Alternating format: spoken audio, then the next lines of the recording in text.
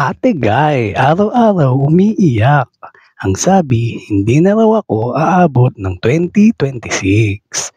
Kung di pa po kayo nakapollow, follow and share lang po para sa news update. Stage 4 na ang cancer ng komedyante at impersonator na si superstar Nora Honor na si Ate Guy o Hil Morales sa tunay na buhay.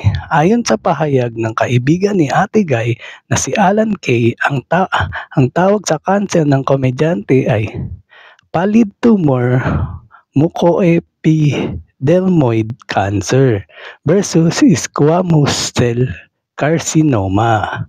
Ayon sa isang health website, ang mucoepidermoid cancer ay isang uri ng cancer na karaniwang nagsisimula sa salivary glands, mga glandula ng laway, gaya ng parotid gland, submandibular gland, o minor salivary glands sa bibig at lalamunan.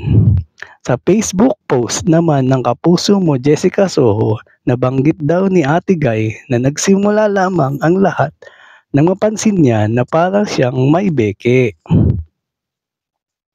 Hindi pantay ang mukha ko, sabi ng mga kasama ko sa work. Hindi pantay ang mukha mo, pa-check mo yan. Nagpa-ultrasound ako at nagpa-CT scan. After CT scan, magpa-biopsy daw ako. Ang findings nung una, benign. Nagpa-second opinion ako, ang pahayag ni Ate Guy sa post ng KMJS. Pagpapatuloy pa niya, may show ako sa Canada, medyo lumaki na siya at saka nagbi-bleed.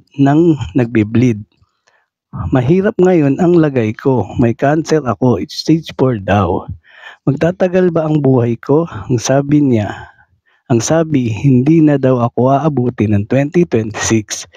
Kaya ang sakit-sakit sa akin, hindi na rin daw ako pwedeng operahan, wala raw lunas, masakit sa akin, anya pa.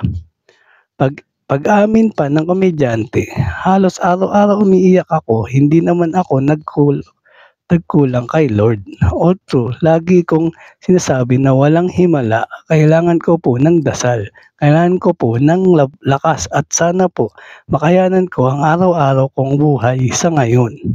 Ang pahayag pa ni Ate Guy.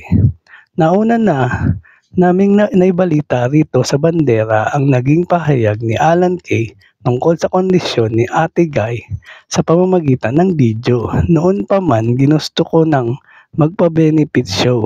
Siya lang ang ayaw. Ayaw niyang makaistorbo ng tao. Ayaw niyang nanghihingi sa tao. Ganyan si Ate Guy. Matibay siya. Matatag yan. Nag-iisa sa buhay pero lumalaban. Say ng veteran TV host comedian. Ito yung sakit niya. Pallid tumor mucoepidermoid cancer versus squamous cell carcinoma. So iniisip ko, ano kayang klaseng sakit ito? Tinanong ko ng tinanong, wala naman akong mapagtanungan. Hanggang sa nag-text siya ulit sa akin, sabi niya baka may kilala kang magaling na dalubhasa na pwede akong operahan. Kasi sabi doon ng doktor ko, incurable na, baka may kakilala kang magaling na doktor na dalubhasa na pwede akong operahan. Pa-sponsor naman ako, gusto ko pang mabuhay, ang sabi pa raw ni Ate Guy kay Alan Kay. At yan ang totoo. Alright, thank you for watching po, follow for more video. Salamat!